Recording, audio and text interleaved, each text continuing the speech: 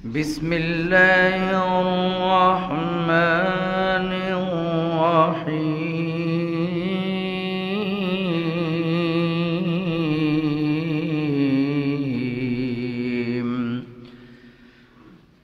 اقرأ باسم ربك الذي خلق خلق الإنسان من علق اقرأ ربك الأكرم الذي علم بالقلم علم الإنسان ما لم يعلم صدق الله العظيم. وقال النبي صلى الله عليه وسلم طلب العلم فريضة على كل مسلم ومسلمة وصدق رسوله النبي الأمين ونحن على ذلك من الشاهدين والشاكرين والحمد لله رب العالمين. وقال تعالى في شان حبيبه إن الله وملائكته يصلون على النبي يا أيها الذين آمنوا صلوا عليه وسلموا تسليما اللهم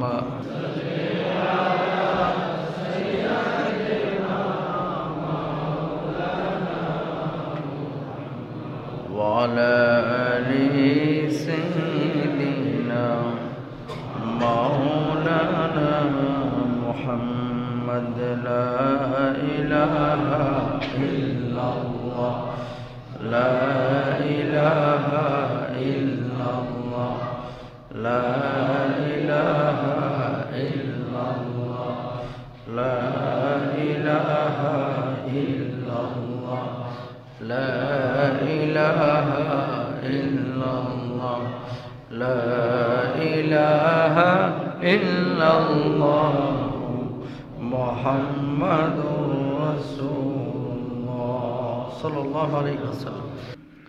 মুআজ্জাজ মুকাররম সম্মানিত মুসল্লি আল-ইকরাম, আল্লাহ সুবহানাহু ওয়া তাআলা দয়া করে মায়া করে আপনাকে আমাকে জুমার সালাত আদায়ের নিমিত্তে আল্লাহর ঘরে একত্রিত করেছেন, একত্রিত হওয়ার তৌফিক দান করেছেন।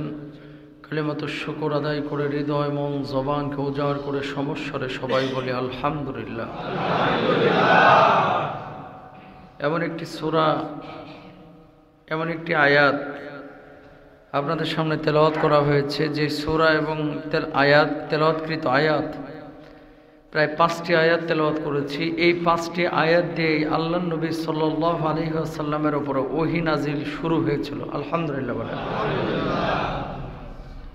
মানে নবীজির উপরে এর আগে কোনো ওহী আসে নাই, এই 5টা আয়াত দিয়ে আল্লাহ তাআলা শুরু করেছেন। আপনারা সকলে হয়তো বা জানেন 40 বছর বয়সে আল্লাহর হাবিব সাল্লাল্লাহু আলাইহি ওয়াসাল্লাম নবুয়ত লাভ করেছিলেন। 40 বছর। এই 40 বছরের আগে নবী সাল্লাল্লাহু আলাইহি ওয়াসাল্লাম আপনারা আমার মতো খেয়েছেন, ঘুমিয়েছেন, কাজকর্ম করেছেন, কিন্তু তার আমানতদারিতা, বিশ্বস্ততায় কোনো ত্রুটি ছিল না। সুবহানাল্লাহ বলেন। এমন আমানতদার এবং বিশ্বস্ত চূড়ান্ত লেভেলের মানুষ ছিলেন। আমরা টাকা রাখি বিভিন্ন ব্যাংকে, কিছু কিছু ব্যাংকে মানুষ ভয়ে ঢুকতেই চায় না যে এখানে টাকা রাখলে পাবো কিনা, বা এই ব্যাংক আসলে টিকবে কিনা। মুসলমান হয়ে মুসলমান ভাইয়ের কাছে টাকা দিতে বা রাখতে ভয় পায় যে এরা টাকা দিলে টাকাটা আর ফেরত পাবো কিনা, খায় ফেলায় কিনা। আমার আপনার নবী এতটাই আমানতদার এবং বিশ্বস্ত ছিলেন যে কাফের, অমুসলিম, মুশরিক, বেঈমান এরা পর্যন্ত তাদের আমানতের সম্পদের টাকা পয়সা, যে গচ্ছিত সঞ্চয়গুলো রয়েছে, এগুলো এসে নবীজির কাছে আমানত রাখতেন। বলুন সুবহানাল্লাহ। কারণ জানেন যে এনার কাছে দিলে কোনো টাকা বেহাত হবে না, কমিটমেন্ট ব্রেক হবে না, কখনো মারা যাবে না, মানে টাকাগুলো কখনো নষ্ট হয়ে যাবে না। এই জন্য নবীজি রাখতেন। নবী সাল্লাল্লাহু আলাইহি ওয়াসাল্লাম ওহী যতদিন নাজিল শুরু হয় নাই তিনি তো ঘুমোতেন আপনার আমার মতো। তো ঘুমের মধ্যে যে স্বপ্ন দেখতেন সেই স্বপ্নটা সূর্যের আলোর মতো স্পষ্ট হতো এবং বাস্তবায়িত হয়ে যাইত। সুবহানাল্লাহ বলা। আর এই স্বপ্নটা ছিল আল্লাহ সুবহানাহু ওয়া তাআলার পক্ষ থেকে স্বপ্ন। তো যে মানুষটা 40টা বছর অপেক্ষা করলেন, 40তম বছরে বারবার যখন স্বপ্ন দেখছেন এবং সেটা বাস্তবায়িত হচ্ছে, 40তম বছরের আগের সময়গুলোতে নবীজি নির্জনতা পছন্দ শুরু করলেন। কোলাহলযুক্ত পরিবেশে ইবাদত করলে যে মজা, আর নিরিবিলি নীরবে নিভৃতে একেবারে একান্ত পরিবেশে আল্লাহ সুবহানাহু ওয়া তাআলার ইবাদত বন্দেগী করলে যে মজা, পার্থক্য আছে। কিন্তু একেবারে নীরব নিস্তব্ধ জায়গায় আপনি ইবাদত করতেছেন, ইবাদতটার স্বাদ একরকম, কোলাহলযুক্ত সমস্ত মানুষের মধ্যে ইবাদত করতেছেন, সেটা স্বাদ আর এক রকম। নবীজি জীবনের একটা পর্যায়ে গিয়ে এবার নির্জনতাকে পছন্দ করলেন। কোথায় নির্জন জায়গা পাওয়া যায়? আল্লাহর হাবিব সাল্লাল্লাহু আলাইহি ওয়াসাল্লাম যেই স্বপ্ন দেখেন সেই স্বপ্ন বাস্তবায়িত হয়। নবীজি চিন্তা করলেন আবার ইবাদতের পরিমাণ আরো বাড়াইতে হবে। আল্লাহর নবী নির্জন জায়গা পছন্দ করলেন। সমতলে যদি ইবাদত করেন, একান্ত সময় কাটান, মানুষজন দেখবেন, ইবাদতের বিঘ্নতা ঘটবে। এই জন্য আল্লাহর নবী গারে হিরাকে পছন্দ করলেন। 1 ফুট না 2 ফুট না, আল্লাহর নবী 2600 ফিট পর্যন্ত উপরে উঠে নবী সাল্লাল্লাহু আলাইহি ওয়াসাল্লাম যে গুহা নির্বাচন করলেন, এই গুহাটার নাম হচ্ছে গারে হেরা। যেই গুহার মধ্যে আল্লাহর নবী সব সময় ধ্যানমগ্ন থাকতেন। বলুন সুবহানাল্লাহ। আপনি যান গারে হেরায়, একদিন উঠলে দ্বিতীয় দিন আর উঠতে পারবেন না, পা ব্যথা শুরু হয়ে যাবে। প্রায় 2 থেকে 2.5 ঘন্টা লেগে যায়। উপরে পাহাড়ের পাথরে পাহাড়, এটা উঠতে 2 থেকে 3 ঘন্টার মতো সময় লাগে। অথচ নবীজি এই পাহাড় বেয়ে প্রতিটা দিন, প্রতিটা মুহূর্ত ওই পাহাড়ের উপরে উঠে নবীজি কাটাইতেন। আম্মা জান খাদিজাতুল কুবরা রাদিয়াল্লাহু তাআলা আনহা মাঝে মাঝে খাবার পৌঁছে দিয়েছেন। কতটা কষ্ট নবীজি করেছেন আপনি কল্পনাও করতে পারবেন না। আমি 5-7 বার উঠেছি, একবারে, 1 বছরে না। মানে প্রতি বছর যাওয়ার পরে আগে নিয়মিত উঠতাম, মানে উমরায় গেলে একবার উঠতাম, 1 সফরে 5-6 বার এরকম উঠা হয়েছে আমার। ঠিক নবীজি যে গুহার মধ্যে ধ্যানমগ্ন থাকতেন, ইবাদত করতেন, সেই গুহাটার নাম হচ্ছে গারে হেরা। ইউটিউবে আপনারা পাবেন। এই গুহার মধ্যে আল্লাহর নবী কেন নির্জনতা অবলম্বন করেছিলেন? একমাত্র আল্লাহর সাথে বান্দার সম্পর্ক, আল্লাহর সাথে রাসূলের সম্পর্কটা যেন নিগুড় হয়, আরো ভালো হয়, আরো শক্ত হয়, আরো মজবুত হয়। বলুন সুবহানাল্লাহ। আল্লাহর নবী সেখানে ধ্যানমগ্ন শুরু করলেন। নিয়মিত যখন অবস্থান করছেন, 40তম বছরে আল্লাহ রাব্বুল আলামিন ইশারা করলেন, জিবরিল আমিন আমার হাবিবের কাছে যাও, আমার হাবিবের কাছে কোরআনের আয়াত নিয়ে যাও। আল্লাহর নবী ধ্যানমগ্ন আছেন, এমন মুহূর্তে বিশ্বনবী সাল্লাল্লাহু আলাইহি ওয়াসাল্লামের কাছে জিবরিল আমিন আসলেন। আসার পরে বললেন, ইয়া রাসূলুল্লাহ, ইয়া হাবিবাল্লাহ, ওগো মুহাম্মদ সাল্লাল্লাহু আলাইহি ওয়াসাল্লাম, আল্লাহ রাব্বুল আলামিন আপনার কাছে আয়াত পাঠিয়েছেন। নবীজিকে জড়িয়ে ধরলেন। আল্লাহর নবী ভীত সন্ত্রস্ত হয়ে গেলেন। নবীজি ব্যথা অনুভব করলেন, ভয়ে পড়ে গেলেন। আল্লাহর নবীকে জিবরিল আমিন বললেন, ইকরা, পড়ো। নবীজি জবাব দিলেন, আমি পড়তে পারি না। একবার চাপ দেওয়া হলো, দ্বিতীয়বার আবার ধরলেন, বললেন আমি পড়তে পারি না। তৃতীয়বার জিবরিল আমিন ধরলেন, আল্লাহর নবীকে বললেন আমার সঙ্গে সঙ্গে পড়ো। আল্লাহর নবী জবাব দিলেন, আমি পড়তে পারি না। নবীজি সাল্লাল্লাহু আলাইহি ওয়াসাল্লামের সামনে ওই সময় যে 5টি আয়াত তেলাওয়াত করা হয়েছিল, এই 5 আয়াত আপনাদের সামনে তুলে ধরেছি। বলুন আলহামদুলিল্লাহ। নবীজিকে ধরার পরে যে 5টা আয়াত প্রথমে জিবরিল আমিন তেলাওয়াত করেছে, এইভাবেই কিন্তু কোরআন নাজিল শুরু হলো। কয় আয়াত? 5টা। কয়টা? মনে রাখবেন। তাহলে গোটা কোরআনুল কারীম এত মোটা একটা কিতাব, 6666 বা 6332 যাই বলি না কেন, এত বড় কোরআন যে আল্লাহ সুবহানাহু ওয়া তাআলা নাজিল করলো, যেই আয়াত দিয়ে বা যেই সূরা দিয়ে শুরু করছে ওই আয়াতের গুরুত্ব আছে না নাই? পথে ঘাটে মাঠে রাস্তায় দেখবেন একটা লেখা থাকে। কি লেখা থাকে? পড়ো তোমার প্রভুর নামে। বলে কি বলে না? পড়ো তোমার প্রভুর নামে লেখা থাকে, পড়ো তোমার প্রভুর নামে, কিন্তু পড়ে আবার নাস্তিকের পড়া অনেকে আছে না নাই? জোরে বলেন। লেখা থাকে পড়ো তোমার প্রভুর নামে, কিন্তু পড়তেছে এমন পড়া যেটার সাথে না রাষ্ট্রের কোনো উপকার আছে, দেশের কোনো উপকার আছে, না দিনের কোনো উপকার আছে। আছে না? সব পড়া কি দেশের, জাতির, দুনিয়ার, দিনের কল্যাণ আছে? এমন একটা সিরিজ আপনি পড়লেন যে সিরিজের মধ্যে শুধু সেক্সুয়াল কন্টেন্ট উপাদান দেওয়া আছে, জৈবিক চাহিদার দিকে মানুষকে উজ্জীবিত করা হচ্ছে। এরকম কিছু বই বাংলার জমিন বলেন সারা পৃথিবীর জমিনে আছে না নাই? কোনো কাজ নাই, কোনো কাজ নাই। এই গল্পটা দিছে শুধু যৌন শ্বশুরের জন্য। এই শিক্ষাকে, এই পড়ো তোমার প্রভুর নামে যে লেখা হয়, এ করো, আল্লাহ যে বলছে পড়ো, আল্লাহকে ওই পড়ার কথা বলছে না দিনের পড়া?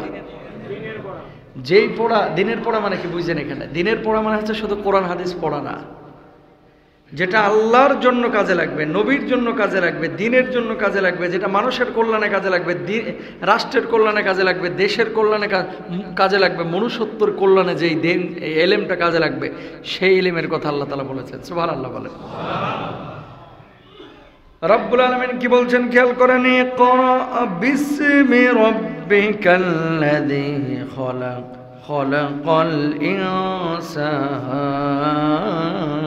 মিন আলাক। বলুন আল্লাহু আকবার। তুমি পাঠ করো তোমার রবের নামে, যিনি সৃষ্টি করেছেন আমাদের স্রষ্টাকে। আরো জোরে, কে? চোখ বানিয়েছেন কে? হাত বানিয়েছেন কে? বানিয়েছেন আল্লাহ। সে আল্লাহ রাব্বুল আলামিন বলছেন তোমার রবের নামে পড়ো। এখন আপনি এমন পড়া পড়লেন যে পড়ার পর আপনি ঘোষণা দিলেন পড়ালেখা করে যে গাড়ি ঘোড়ায় চড়ে, সে পড়ালেখা করলে যে গাড়ি ঘোড়ায় চড়তে হবে এরকম কোনো জরুরি বিষয় আছে? স্বপ্ন দেখাবেন না ছেলে মেয়েদেরকে এরকম, বুঝছেন কথা? একটা ছেলে যখন ভালো করে পড়াশোনা করবে সে কোন জায়গায় পৌঁছাবে এটা নসিবে যেটা আছে এটা কিন্তু আল্লাহ লিখে রেখেছেন। আপনার আমার পড়ার উদ্দেশ্য কি? আপনার আমার পড়ার উদ্দেশ্য হচ্ছে অন্ধকারের জীবন থেকে আলোর জীবন পাওয়া, ঠিক না? এই অন্ধকার থেকে আলোর জীবনে ফেরার জন্য যা পড়াশোনা দরকার আমি তা পড়াশোনা করব, মানে যেটা আল্লাহ তাআলা বলেছেন। এলেম অন্বেষণ করা, অর্জন করা ফরজ। কোন এলেম?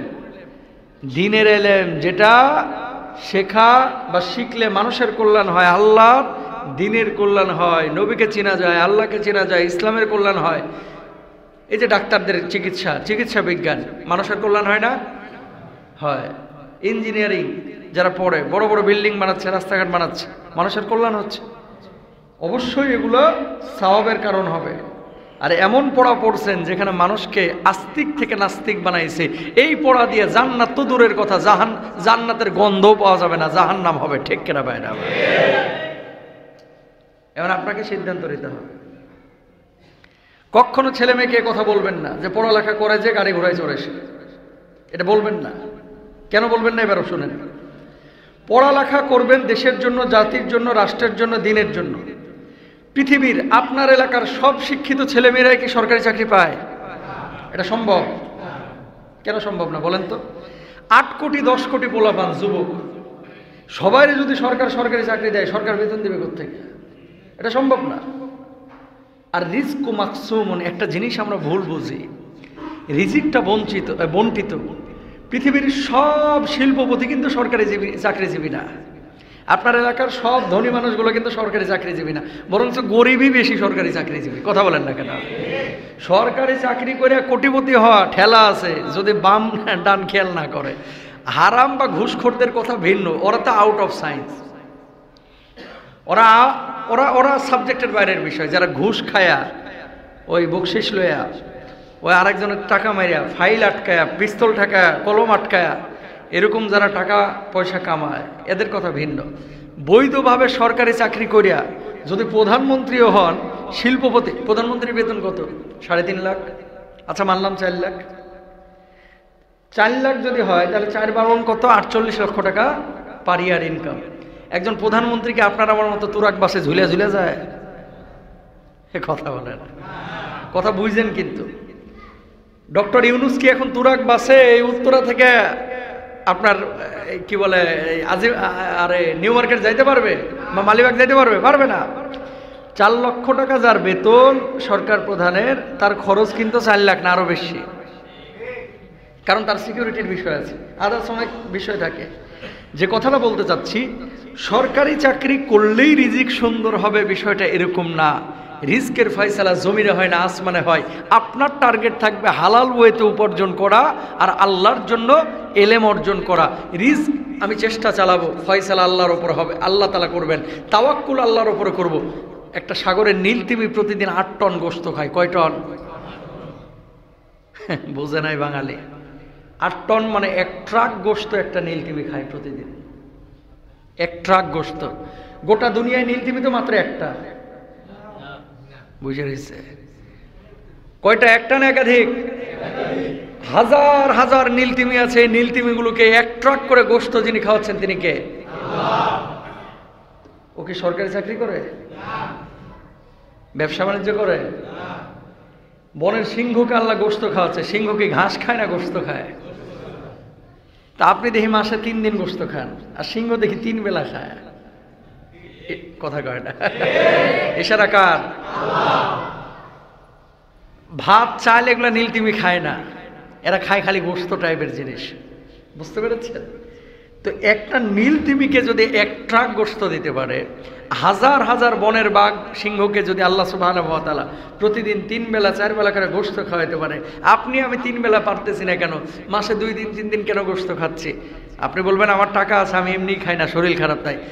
শত শত মানুষ এই দুনিয়ার বুকে আছে, বাংলাদেশে আছে, যারা গোশত খাওয়ার 3 দিন আগ থেকে হিসাব করে যে টাকাটা আমি কোথা থেকে অ্যারেঞ্জ করব। কথা বলেন ঠিক কিনা? অনেক টাকা। বলার একটা মাকসাদ আছে। ছেলে মেয়েদেরকে যখনই আপনি বলতেছেন যে পড়ালেখা করে যে গাড়ি ঘোড়ায় চড়ে, সে এই দেশের মধ্যে সবাই সরকারি চাকরি পাবে না, সবাই গাড়ি ঘোড়ায় চড়তে পারবে না, এটা মিথ্যে কথা। কারণ তকদির আপনি জানেন না সামনে এই ছেলেটা কোথা থেকে রিজিক পাবে। ও রিক্সা চালাবে না প্রাইভেট কার চালাবে, এটাকে আপনি জানেন? তো বাচ্চাটাকে যে বলতেছেন যে পড়ালেখা করে যে গাড়ি ঘোড়ায় চড়ে, সে আপনি বলার পরে তার ভিতরে এই চেতনাটা জাগাইলেন যে পড়াশোনা কর, গাড়ি ঘোড়ায় চলবি। পড়াশোনার পরে যখন দেখে যে গার্মেন্টসে চাকরিও পাইতেছে না, চিন্তা করে যে এতদিন যে শুনলাম গাড়ি ঘোড়ায় চড়া যায়, গাড়ি কই, রিক্সাও তো পাইতেছি না। কথা কন না কেন? তখন কি হয়? তার ভিতরে একটা ইফেক্ট পড়ে। এর জন্য দিনের বার্তা কি জানেন? দিনের বার্তা হচ্ছে পড়বো কার জন্য? ইকরা বিসমি রাব্বিকাল্লাযী খলাক। বিসমি, আল্লাহ বলছে পড়ো তোমার প্রভুর নামে। কার জন্য পড়বো? প্রিয় ভাইরা আমার, এবার খেয়াল করেন, দুনিয়ার জিন্দেগিতে যখন আপনি এইভাবে স্বপ্ন দেখাবেন মানুষকে, শুধু টাকার স্বপ্ন, শুধু টাকার স্বপ্ন, শুধু টাকার স্বপ্ন, এই ছেলেটা যখন বড় হবে, যেখানে চাকরি করবে ধান্দাবাজির আগেই খেয়াল করবে। অনেক মানুষ আছে ঘুষ দিয়ে যারা চাকরি নেয়, 13 লক্ষ 14 লক্ষ টাকা ঘুষ দিয়েছে, চাকরি পেয়েছে। এরপরে চাকরিতে জয়েন করার পরে ওই জালেম চিন্তা করে, আব্বা যে 14 লক্ষ টাকা ঘুষ দিল, এই 14 লাখ আমার 4 বছরের মধ্যে উঠাইতে হবে। এখন ডানে হোক বামে হোক, যেইভাবে হয় ওইভাবে লুটা বুটা খাই, ঠিক কিনা? তাহলে কি দাঁড়াইলো? ঘুষ দিলেন আপনি, আরো বদমাইশ ক্ষতি করলো গোটা দুনিয়ার। মাঝে মাঝে দেখেন না চাঁদাবাজরা কি করে? অনেক সময় দেখেন না ওই যে মামুরা চাঁদাবাজি করে, এই বেটা টাকা দে, চলতেছে না সংসার।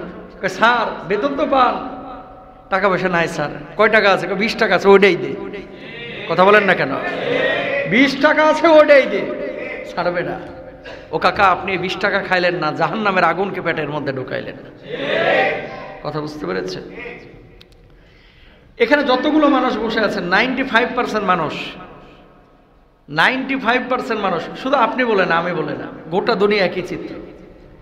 এরা পৃথিবীটাকে ভোগ করার জন্য শুধু টাকাটাকে মনে করে, ডলারকে মনে করে, ইউরোকে পাউন্ডকে মনে করে। পৃথিবীকে ভোগ করতে হলে টাকার বিকল্প নাই, ইম্পসিবল। এটা কখনো সত্য না, এটা মিথ্যে কথা। পৃথিবীকে ভোগ করতে হলে টাকার চাইতে বেশি জরুরি হচ্ছে সুস্থতা। কথাটা কলিজার মধ্যে লিখে নিয়ে যায়। পৃথিবীকে ভোগ করতে হলে টাকার চাইতে জরুরি বেশি কি? আরো জোরে বলেন, সুস্থতা। পকেটে টাকা আছে আপনার 10 কোটি, এই ব্যাংকে পড়ে আছে 10 কোটি, 2টা কিডনি ড্যামেজ, হার্টে ব্লক ধরা পড়ছে 6টা, লাঞ্চে ক্যান্সার, পেটের মধ্যে পানি জমে পেটটা একেবারে ফুটবলের মতো ফুলিয়া থাকে, টাকা আছে ব্যাংকে 10 কোটি, পৃথিবীর কোনো ডাক্তার আপনারা সুস্থ করতে পারতেছে না। আল্লাহর নামে হলফ করে বলতেছে আপনার ওই 10 কোটির প্রতি কোনো ফিলিংসই থাকবে না।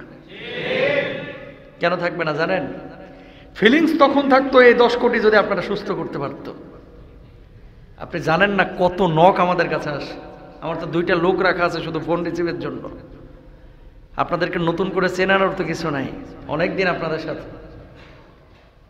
এমন এমন ব্যক্তি ফোন দেয় যাদের কোম্পানিতে চাকরি পাওয়া আপনার কাছে স্বপ্নের মতো। যাদের কোম্পানিতে একটা চাকরি পাওয়া, ছোটখাটো একটা চাকরি পাওয়া আপনার কাছে স্বপ্নের মতো। এরকম মালিকরা ফোন দেয় হোয়াটসঅ্যাপে, ওদের কাছে ফোন দেয়, পরে দেখে যে হুজুর নাই, পরে হোয়াটসঅ্যাপে নক দেয়, আমি অমুক কোম্পানির মালিক, অমুক গ্রুপের মালিক। এমন এমন কথা শেয়ার করে ভাই, কি দুনিয়া! দুনিয়া, পৃথিবীর কেউ সুখে নাই ভাই, কেউ না, কেউ সুখে নাই। আপনি মনে করতেছেন ওই BMW-তে চলতেছে, এত বড় গাড়ি নিয়ে চলতেছে, লোকটা খুব সুখী না। সুখের মানদণ্ড হচ্ছে দিন থাকা। দিন আছে, সুখ আছে। দিন নাই, ইসলাম নাই, সুখ নাই।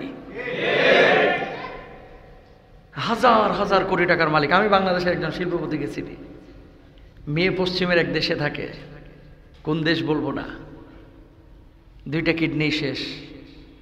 বাংলাদেশি টাকায় প্রতি মাসে 14 কোটি টাকা তার পেছনে খরচ, অথচ শিল্পপতি তার এই 14 কোটি টাকা খরচ করতেছে, প্রতি মাসে খরচ করতেছে।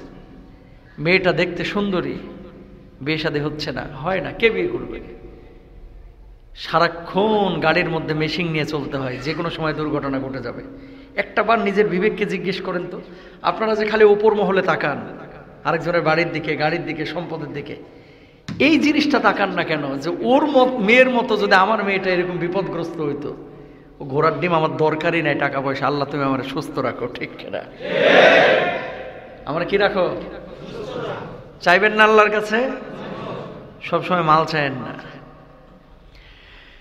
আল্লাহর কাছে। এই জন্য মূসা আলাইহিস সালাতু ওয়াস সালাম জিজ্ঞেস করেছিলেন, আল্লাহ আপনি যদি আমার জায়গায় হইতেন আর আমি যদি আপনার জায়গায় হইতাম, তাহলে আপনি আমার কাছে কি চাইতেন? ও আল্লাহ, আপনি আমার কাছে কি চাইতেন? আল্লাহ রাব্বুল আলামিন জবাব দিয়েছিলেন, মূসা আমি আল্লাহ রাব্বুল আলামিন যদি তোর জায়গায় হইতাম আর তুই যদি আমার জায়গায় হইতি, আমি আল্লাহ তাআলা তোর কাছে আমি বারবার সুস্থতার নিয়ামত চাইতাম। কত বড় নিয়ামত! কিন্তু দুনিয়ার মানুষের নীতি দেখেন, দুনিয়ার মানুষ যখন সুস্থ থাকে আল্লাহরে ভুলে যায়, যখন বিপদে পড়ে অসুস্থ হয় তখন মসজিদে আসে। কথা কন না কেন? ডাক্তার যেমনি বলছে ছেলেটার কিডনি পচে গেছে, ডাক্তার যেমনি বলেছে আপনার ছেলের পেটের মধ্যে তো টিউমার ধরা পড়েছে, ডাক্তার যেমনি বলেছে আপনার লাঞ্চে পানি জমা শুরু হয়েছে, ডাক্তার যেমনি বলেছে আপনার হার্টের মধ্যে ব্লক ধরা পড়েছে। যে মানুষটা সারা জীবন মসজিদে আসে নাই, যে মানুষটা 5 ওয়াক্ত নামাজ পড়ে নাই, ওই মানুষটা এখন মুয়াজ্জিনের আগে মসজিদে আইসা হাজির। কারণ কি? এতদিন পড়লেন না কেন? এতদিন পড়ে নাই কারণ সুখে থাকলে ভূতে গিলায়।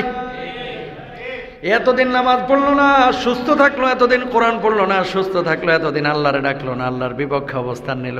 সুস্থ ছিল আলেমদেরকে বাস দিছে, সুস্থ ছিল মিথ্যা মামলা দিয়ে হুজুরদেরকে জেলে ঢুকাইছে, সুস্থ ছিল ওরে ভাই দাড়িগুলোরে এমন ভাবে কামাইছে যেন পানি হইলে পিছলে পড়ে যাইব, এইভাবে কামায় কুমা রাখছে। কিন্তু আজকে আল্লাহ রাব্বুল আলামিন অসুস্থ করছে। কালকে একটা ছবি দেখে আমার কলিজাটা কেঁপে উঠছে রে ভাই। আওয়ামী লীগের প্রেসিডিয়াম সদস্যদের অন্তর্ভুক্ত এত বড় লিডার, 16টা বছর ক্ষমতায় থাকলো, কোনোদিন দেখলাম না মুখের মধ্যে 1 ইঞ্চি দাড়ি। আর এখন জেলের মধ্যে আছে ভাই, বিশ্বাস করেন দাড়িগুলো পুরাই সুন্নত তরিকায় হয়ে গেছে। তো 16 বছর রাখলি না, এখন জেলের মধ্যে রাখছিস কেন? ঠেলার নাম বাবাজি। কথা বলেন ঠিক না? এতদিন রাখলি না, এখন আজকা। আবার এমন আল্লাহর ওলিও আছে দাড়ি রাখছিল 16 বছর, কথা কয় না, 16 বছর রাখছিল। যখন ওপার বাংলায় পালানোর চিন্তা করছে কামা হেলাইছে, এখন আবার রাখতেছে। ম্যাক্সিমাম মানুষের একই চিত্র, যখন ভালো থাকে আল্লাহরে ডাকে না। অস্বীকার করতে পারবেন? এই গত 1 সপ্তাহে আমি চ্যালেঞ্জ করলাম, এখানে এমন মানুষও পাবেন যারা 5 বারও আল্লাহর নাম মুখে নেয় নাই। তিতা হলো বাস্তব কথা, আপনি আমরা যাই বলেন না কেন। আর 5 ওয়াক্ত নামাজ তো সবাই পড়ে না, আমি জানি সবাই পড়ে না, কিন্তু 5টা বার আল্লাহর নামটাও মুখে উচ্চারণ করে নাই, কিন্তু গান শুনছে না হলো 500। কানে বল্টু লাগায়া মুমতাজের গান, রুনা লাইলার গান, ওরে বাবা রে বাবা। বাড়ি ঘর তো আমাদের এখন রাস্তা, মাহফিলের সময় চলতেছে, বুঝেনই তো, গাড়ি ড্রাইভ চলতেছে, এমন জোরে জোরে গান বাজনা বাজায় এই ট্রাকের মধ্যে, বাসের মধ্যে, মনে হয় যে আর বিয়ের বাসর চলতেছে ট্রাকের মধ্যে। কথা বুঝতে পারছেন? অথচ আমার নবী কি বলেছেন, যখন তুমি জলযানে চড়বা, যখন তুমি বাসে চড়বা, যখন তুমি গাড়িতে চড়বা, যখন তুমি কোনো জায়গায় সফর করবা, আল্লাহর বেশি বেশি স্মরণ করো। দোয়াও শিখিয়ে দিয়েছেন, বিসমিল্লাহি মাজরিহা ওয়া মুরসাহা ইন্না রাব্বি লাগফুরুর রাহিম।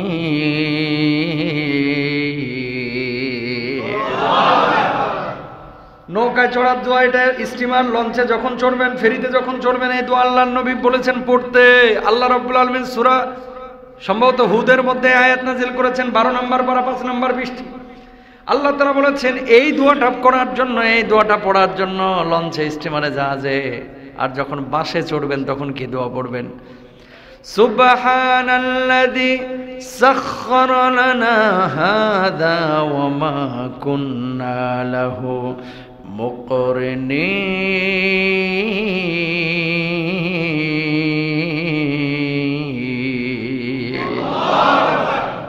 বাংলাদেশের মানুষ কি করছে দেখেন। আগে যখন খুব বেশি বাসে উঠতাম, গাড়ি কেনার আগে আর কি, অনেক বাসে দেখতাম, বাসের ওই যে উপরে লেখা বিসমিল্লাহি মাজরিহা ওয়া মুরসাহা ইন্না রাব্বি লাগফুরুর রাহিম।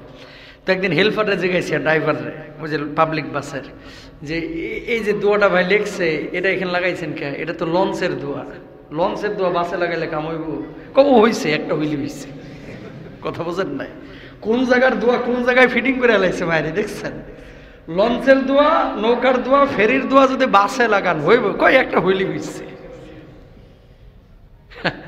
এ জাতি এটাও জানে না।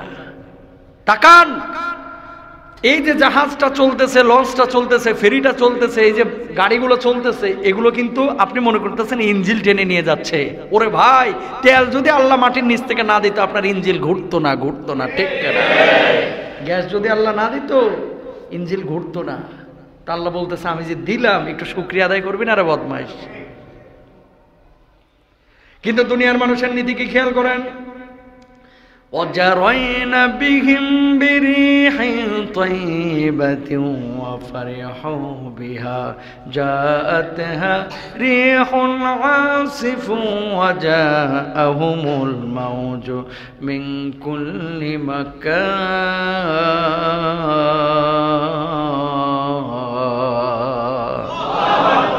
দুনিয়ার মানুষের নীতিটা কি খেয়াল করেন? যখন মানুষ ভালো থাকে, আল্লাহ উদাহরণ দিচ্ছে, দুনিয়ার মানুষের নীতি কি খেয়াল করেন? জলযানে যখন চড়ে, নৌকায় চড়ে, স্টিমারে চড়ে, ফেরিতে চড়ে, জাহাজে চড়ে, তখন মানুষগুলো অত্যন্ত আনন্দ পায়। নৌকার মধ্যে যখন চড়ে মানুষ, লাগলে খারাপ হইতো না, অন্যরকম অনুভূতি। এরকম জালেম আছে না নাই? জোরে বলেন।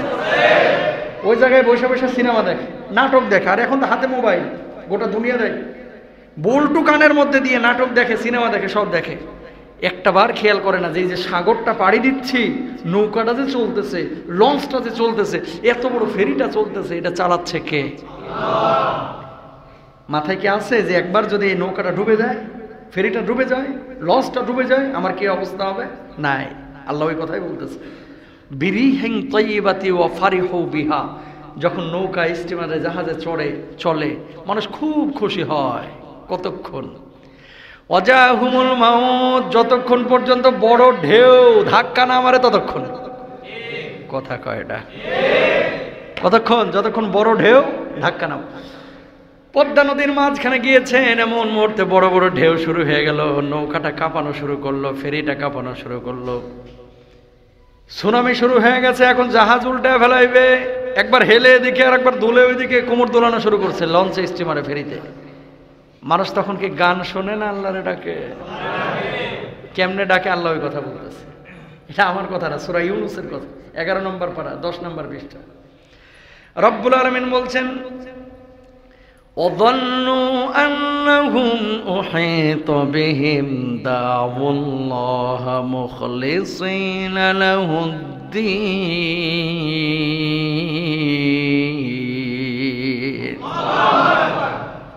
যখন জাহাজটা ডুবতে লাগে হেলাধুলা শুরু করে তখন আল্লাহ রাব্বুল আলামিন ডাকে আর বলে কি লা ইন আনজাইতানা মিন হাদিহি ও আল্লাহ যদি এই বিপদ থেকে তুমি আমার উদ্ধার করো না কুনান্না মিনাশ শাকিরিন সারা জীবন তোমার কৃতজ্ঞতা স্বীকার করব নামাজ পড়ব রোজা করব হজ করব যাকাত দেব কোনোদিন তোমার বিপক্ষে অবস্থান নেব না কোনোদিন আলেমদের বিপক্ষে অবস্থান নেব না কোনোদিন জালেমদের পক্ষ অবলম্বন করব না কোনোদিন মাজলুমের বিপক্ষে দাঁড়াবো না আল্লাহর এরকম বলে মুখলিসিন লাহুদ্দিন নিষ্ঠার সাথে আল্লাহরে ডাকে আল্লাহ কোনো মতে বাঁচায় এবার উপকূলে ভিড়াইয়া দাও আল্লাহ ছোট ছোট বাচ্চা আছে গেদারা আছে বাড়ির ভিতরে এই বাচ্চাগুলোরে দেখবো কেটা বউ রেখে দেখবো যত ধরনের আত্মসমর্পণ বদমাই সব করে কথা কন ঠিক কেনা এখন বড় ঢেউ আসলো আগে কেন মনে করলা না আগে কি লেগে মুমতাজের গান শুনলা আগে কেন সিনেমা দেখলা এখন ঢেউ মারতেছে ভয় পেয়ে গেছে আল্লাহ কি বলতেছে খেয়াল করেন রব্বুল আলামিন বলছেন ফালাম্মা আনজাহুম ইযা হুম ইয়াবগুনা ফিল আরদি বিগাইরিল হক বলুন আল্লাহু আকবার আল্লাহ রাব্বুল আলামিন বললেন ওই বিপদ আপদের মুহূর্ত থেকে আমি আল্লাহ রাব্বুল আলামিন ওই মানুষটাকে যখন উদ্ধার করলাম উপকূলে যখন ভিড়ায় দিলাম সঙ্গে সঙ্গে ওই মানুষটা আল্লাহর সাথে গাদ্দারি করে বেঈমানি করে ধন্যবাদ দেয় ওই ড্রাইভার রে নাবিক রে যে এত বড় অভিজ্ঞ ড্রাইভার ছাড়া আজকে বাঁচতে পারতাম না ঠিক কিনা যারা বুঝার এরা বুঝতেছেন কিন্তু কি বলতে চাচ্ছে আয়াত পড়ে পড়ে বলতেছে লঞ্চটা কোনো মতেই যে সাগর টাগর পাড়ি দিয়া নদী টদী পাড়ি দিয়ে এই ঝড় জলোচ্ছ্বাস অতিক্রম করে উপকূলে ভিড়ে গেছে কিছু মানুষ এই লঞ্চ থেকে নামে দেখবেন এরম করে বাচ্চি রে মানে একটা হেড অন দেখায় কথা কন না কেন বাইর হওয়ার পরে আবার কিছু চাচা পান চাবাইতে চাবাইতে কয় 33 বছরের অভিজ্ঞতা না হলে এরকম অপরিস্থিতিতে এই নাবিক আমার কেমনে বাঁচাইলো আরে জালেম তোর নাবিক বাঁচাই নাই বাঁচাইছে কে আল্লাহ উচিত ছিল কি উপরে উঠে সবাই সিজদায় লুটায় পড়ে কি মুরব্বি ঠিক না উচিত ছিল কি এই নামার সাথে সাথে কি করা সমানে সিজদা দেওয়া আল্লাহ তোমার কাছে লাখে কোটি শুকরিয়া আজকে মারো নাই আল্লাহ ফিরিয়ে দিচ্ছে আর এই জালেমগুলা করে ডাকি জালেমগুলা ধন্যবাদ দেয় হানিফের ড্রাইভারকে ধন্যবাদ দেয় এমবি সুরবির নাবিককে আবার ধন্যবাদ মালিক পক্ষকেও দেয় হেভি ওয়েটফুল আর হেভি হার্ড এই জন্য এই জাহাজটা ডুবে নাই লঞ্চটা ডুবে নাই তোর মাথায় ঠাডা পড়বে বদমাইশ কথাক্ষণ ঠিক কিনা এই সমস্ত জিনিস এগুলো বলেন তো এই দুনিয়ার জিন্দেগিতে মানুষ করে কি করে না করে ছেলের একটু অসুখ হয়েছে 3 দিন হসপিটালে ভর্তি মাও মানত করে বাপও মানত করে আল্লাহ ছেলেটারে যদি সুস্থ করে দাও আল্লাহ একটা গরু মানত করছে গরিব মিসকিনরে খাওয়াবো দ্বিতীয় দিন একটু সুস্থ হয়েছে আল্লাহ আবেগের ঠেলায় কয়ে লাইছি বিবেক কাজ করে নাই আল্লাহ একটা ছাগল দিলে চলতো না কথা কম পরের দিন আরেকটু সুস্থ হয়েছে আল্লাহ এমনি সুদে কিস্তি নিয়ে যে বিপদে আছি আবার এই ছাগলটা এখন কোথায় কিনবো 21,000 টাকা আল্লাহ একটা মোরগ দিই এবারটা তোর ছাগল আর মোরগের লাগে আল্লাহ বয়ে রয়েছে তুই যে প্রথমে করলি এটা তোর উপর ওয়াজিব হয়ে গেছে ছেলে মেয়ে যদি সুস্থ হয় এই মানত পূরণ করাটা কি জোরে বলেন কি তো পারবা না তো করতে গেলে তোমার দরকারই ছিল না ঠিক না যেটা পারবেন না সেটা করবেন না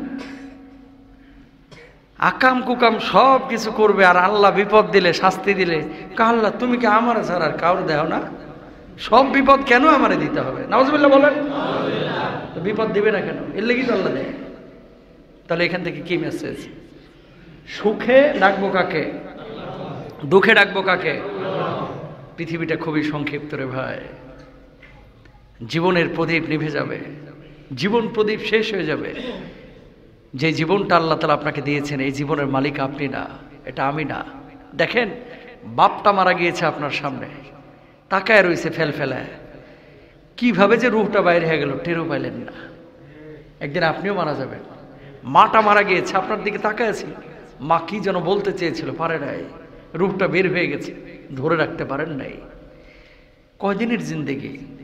ম্যাক্সিমাম মানুষ এখানে 30 বছরের উপরে বয়স, এভারেজে আর সর্বোচ্চ 20-25 বছর বাঁচবেন এভারেজে। আচ্ছা মানলাম 30 বছর, আচ্ছা মানলাম 40 বছর বাঁচবেন, মানলাম আর 50 বছর বাঁচবেন, 100 বছরের উপরে তার হায়াত পাচ্ছেন না। তার মানে আপনি এই 50টা বছরের জন্য কত ধরনের আচরণ, কত ধরনের ছলতাচুরি, কত ধরনের বাটপারি, কত ধরনের বদমাইশি, কত ধরনের হুঙ্কার, কত ধরনের হুমকি ধমকি, চাঁদাবাজি, কত কি করতেছেন, কার জন্য করতেছেন?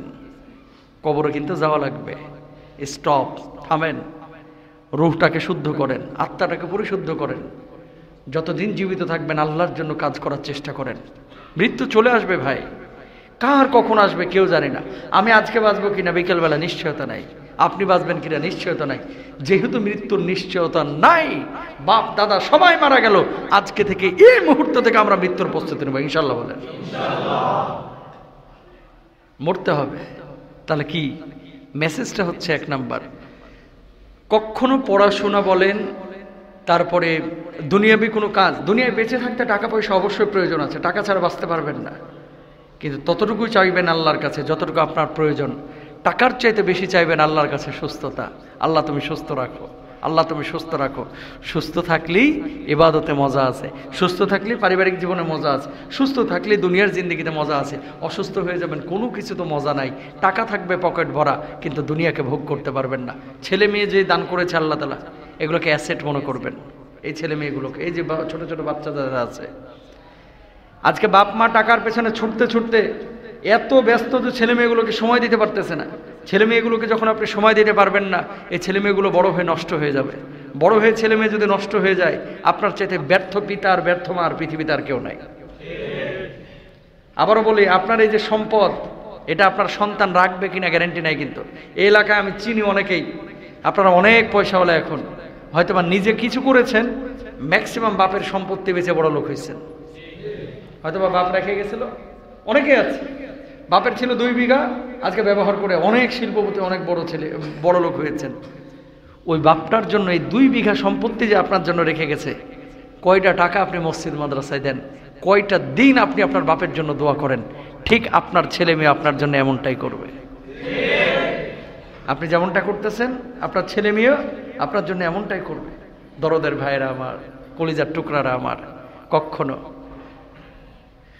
সম্পদের দিকে এতটা ঝুঁকবেন না। হালাল জীবনযাপন করার চেষ্টা করবেন।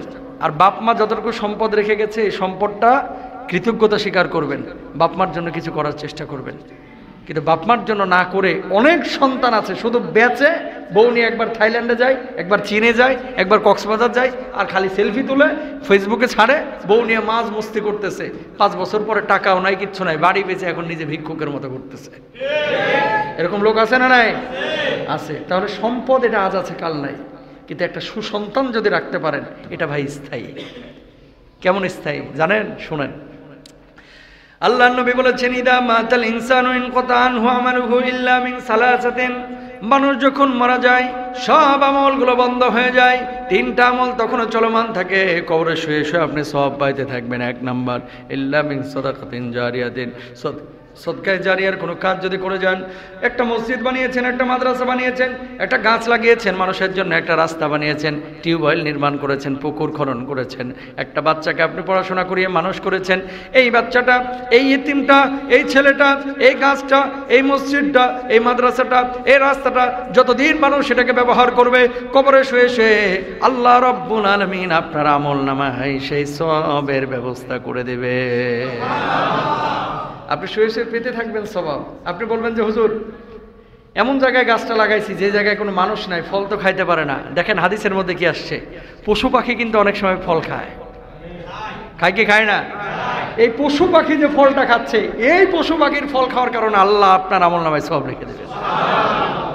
একটা থিম শিখিয়ে দিই আপনাদেরকে, সবাই মনে রাখবেন এটা।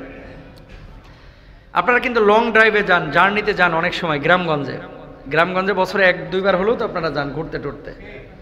এই যে আম খান, পেয়ারা খান, তারপরে মালটা খান, কমলা খান, বড়ই খান, ফল যেগুলো খান, অনেক ফলের বিচি আছে, লিচু খান, এই বিচিগুলো একটা ড্রামে হোক, একটা বালতিতে হোক, অথবা একটা ডিব্বার মধ্যে হোক জমায় রাখবেন। কেন? এটা এমন একটা ইনভেস্ট, এটা আপনি কল্পনাও করতে পারবেন না। 1000 কোটি টাকা ব্যাংকে রাখার চাইতে এটা উত্তম। আলহামদুলিল্লাহ বলেন। হুজুর বিচিরা বা কি দাম? দাম আছে কিসের শোনেন, এই যে ছোট ছোট বিচিগুলো খাইছেন না, বছরে হয়তো আপনি লিচু খাইছেন 200 বা 500 ধরলাম, 500 বিচির মধ্যে আপনি 200 রাখছেন বিচি, বাকিগুলো ফেলাই দিছে পোলাপান। মালটা খাইছেন, এটার বিচি দেখবেন হয়ে গেছে 60টা 70টা। বড়ই খাইছেন, পেয়ারা খাইছেন, সব মিলিয়ে ধরেন 1000 বিচি আপনি এই জমাইছেন। গ্রামে যেদিন যাবেন, বাসে চড়ে যান আর গাড়িতে চড়ে যান আর ট্রেনে চড়ে যান, যখন বাসটা দেখবেন ফাঁকা মাঠ, ফাঁকা রাস্তা অথবা ফাঁকা ময়দান অথবা ক্ষেত খামারের পাশ দিয়ে যাচ্ছে অথবা ফাঁকা ভূমির মধ্য দিয়ে যাচ্ছে, এক মুঠ করে নেন আর রাস্তায় ফেলায় দেন। কোথায়? এই জঙ্গলে, রাস্তায়। 1000 গাছ যদি ফেলেন, মিনিমাম 10টা গাছ হলে ওখানে টিকবে, ঠিক কেনা? রাস্তার ধারে গাছগুলো কিন্তু এইভাবেই হয়। চিটাগংয়ের যে বন জঙ্গল, এগুলোকে আপনি লাগাইছেন? কেমনে হয়েছে জানেন না তো? এগুলো মানুষ লাগায় নাই, ন্যাচারালি হয়েছে। কেমনে? হাতি একটা ফল খাইছে, ফল খেয়ে ওই হাতি লেদা দিছে, ওই লেদা থেকে বীজটা আর হজম হয় নাই, ওখান থেকে গাছ বাইর হয়েছে। এই গাছ থেকে আরেকটা গাছ, পাখি এই পেয়ারা খাইছে, পাকা পেয়ারা খায়, বিচি তো হজম হয় না, ওই বিচি পাখি খাইয়া গেছে ময়মনসিংহ, যে ওখানে হাগছে, ওই হাগার বিচি থেকে আবার গাছ উঠছে। সুবহানাল্লাহ বলেন না? এভাবেই কিন্তু এগুলো তৈরি হয়। তাহলে আপনি কি করবেন? ছোট ছোট বীজ আপনি এটা জমা করে রাখেন। এমনও হতে পারে যে 1000 বীজ আপনি সারা বছরে ছড়াইছেন গোটা বাংলাদেশ, ধরেন 10টা 12টা জেলায়, 1000টা বীজের মধ্যে থেকে 100টা গাছ টিকে গেছে। এখন মানুষ ব্যবহার করুক বা পশু পাখি ব্যবহার করুক অথবা ছায়াও যদি কেউ নেয় এই গাছ থেকে, যতদিন এই গাছটা দুনিয়াতে থাকবে, কবরে শুয়ে শুয়ে ততদিন সব পাবেন। লাভ না ক্ষতি? এগুলো মানুষ বোঝে না। মানুষ আছে গাছ কাটার উস্তাদ, লাগানো নেই, কাটার উস্তাদ। গাছ লাগান। নবীজি বলেছেন এই ধরনের সদকায়ে জারিয়া কেউ যদি করে, কবরে শুয়ে থাকবে, ও যদি 1 কোটি বছরে শুয়ে থাকে 1 কোটি বছরই সওয়াব পাবে। 2 নম্বর, আও ইলমি ইউনতাফাউ বিহি, এমন কিছু জ্ঞান আপনি বিতরণ করে গেছেন। এলাকার অনেক মুরব্বী আছে যারা মূর্খ, পড়াশোনা করে নাই, কিন্তু মুখ থেকে এত সুন্দর সুন্দর কথা বাইর হয় যে এই কথাগুলো মানুষ গ্রহণ করে। এই কথার মাধ্যমে এলাকার মধ্যে শান্তি বিরাজমান হয়, এই কথার মাধ্যমে মানুষের উপকার হয়। এই যে উপকারী জ্ঞান পড়াইলেন, লেখলেন, মানুষকে ভালো কথা বলে জ্ঞান দিলেন, এই জ্ঞান অনুযায়ী যতদিন আমল করবে আপনি কবরে শুয়ে শুয়ে সওয়াব পাইতে থাকবেন। এই যে ইউটিউবাররা ওয়াজ রেকর্ড করতেছে, এদের উদ্দেশ্য যদি ভালো থাকে এগুলো জান্নাতে যাবে।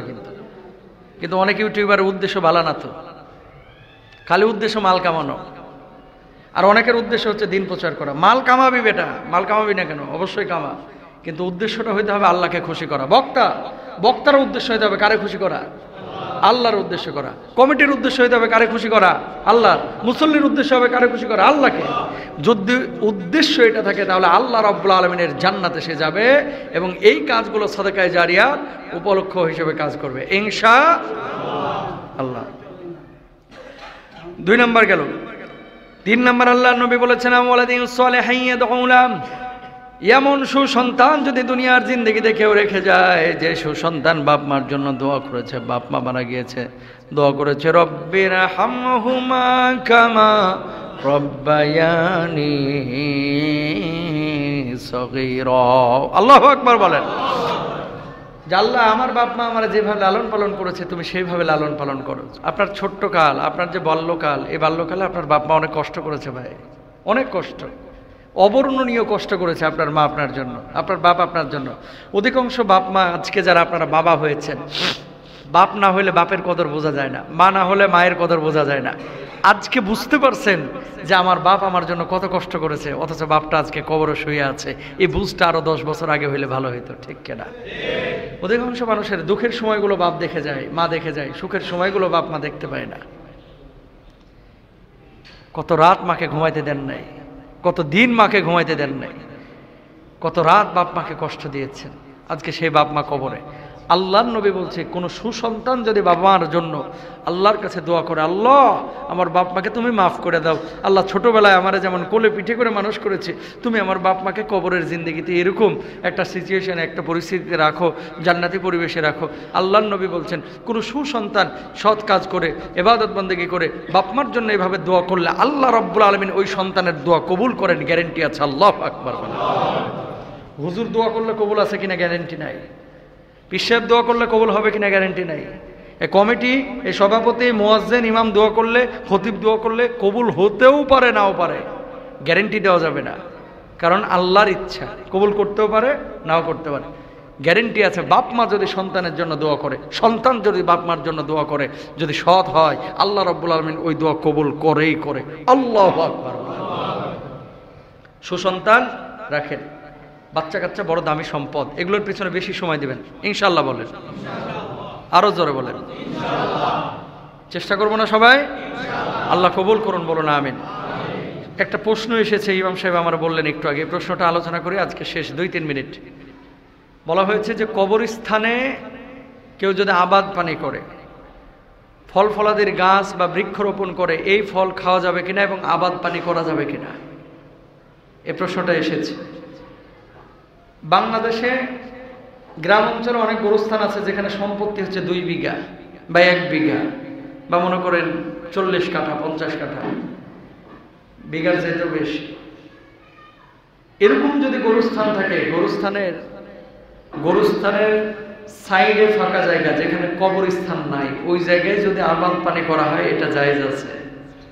তবে এটার এই সম্পদের মালিক হচ্ছে গোরস্থান, ব্যক্তি মালিকানা না। টাকা পয়সা যা আসবে গোরস্থান ব্যবহার করবে। আর যেখানে কবর আছে এখানে গাছ লাগানো, এখানে ফল ফলাদির গাছ দেওয়া, অথবা এখানে ইচ্ছাকৃতভাবে আবাদ পানি করা, এটা জায়েজ নাই। কেন জায়েজ নাই? ওয়ালাকাদ কাররামনা বানি আদম, বনি আদমকে আল্লাহ তাআলা সম্মানিত করে বানিয়েছেন। এজন্য কবরস্থানে বাড়ি ঘর নির্মাণ, ফসল ফলাদি উৎপাদন জায়েজ নাই। কবরস্থানে জায়েজ নাই এই কারণে, মানুষের বডিটা জীবন দশায় যেমন দামি, মৃত্যুর পর মুমিনের বডিটা দামি, যার কলিজায় ঈমান আছে। ঠিক কিনা? তো আপনি যখন কোনো রাস্তা বানাইলেন, আমি মিশরে দেখলাম এই বছর গিয়ে, এই যে কয়েকদিন আগে যে মিশর গেলাম না, এই মিশরীরা কি করে, নিচে গোরস্থান, উপরে বিল্ডিং বানায়, কবরের উপরে গোরস্থানের ভিতরে বাড়ি করে থাকে। এটা সমস্ত ইসলামিক স্কলাররা একমত, এটা উচিত না, তারপরেও কিছু মানুষ এই কাজ করে। তাহলে আপনার যদি রাস্তাঘাট বানানোর প্রয়োজন হয়, যদি বাড়িঘর বানানোর প্রয়োজন হয়, গোটা কবরটাকে ওই হাড় গোড় যা আছে সব তুলে অন্য জায়গায় দাফন করতে হবে, তারপরে এখানে এটা ব্যবহার করতে পারবেন। বুঝতে পেরেছেন? এটাকে স্থানান্তরিত না করে বাড়িঘর নির্মাণ, ইচ্ছে করে আবাদ পানি করা, এটা জায়েজ নাই। তবে হ্যাঁ, বাঁশের খাটিয়া এই দেয় না, চাটাইয়ের ওপরে বাঁশের ফালি, বাঁশের চোখগুলো থেকে অনেক সময় ঝাড় হয়, বাঁশ ঝাড়। তো এই বাঁশ ঝাড় যদি হয়, বাঁশ কেটে গোরস্থানের কাজে ব্যবহার করতে পারেন। এমনি আম গাছ হয়ে গেছে, এমনি পেয়ারা গাছ হয়ে গেছে, ওই ফল খাইতে পারবেন। কিন্তু ওই যে আবাদি জমির মতো গোরস্থানকে আবাদ করা, ফসল ফলাদি দিয়া, এটা উচিত না। আর যেখানে কবর আছে ওখানে তো প্রশ্নই ওঠে না। গোরস্থানের ফাঁকা জায়গা যেখানে কবর ঘর দেওয়া হয় নাই, ওখানে জায়েজ আছে। কিন্তু এটার মালিক আপনি না, এটা আপনি লিজ নিলে গোরস্থানকে টাকা দিতে হবে। আর যদি গোরস্থানের জায়গায় করেন, তাহলে এই টাকা যা আসবে এটার মালিক হচ্ছে গোরস্থান, আপনি না। আল্লাহ তাআলা আমাদেরকে বোঝার তৌফিক দান করুন। হাদা মা ইনদাল্লাহি ওয়া ইনদাল্লাহি আলাইহি তাওয়াক্কালতু আলাইহি ওয়া আখিরু দাওয়ানা আলহামদুলিল্লাহি রাব্বিল আলামিন। আসসালামু আলাইকুম ওয়া রাহমাতুল্লাহ।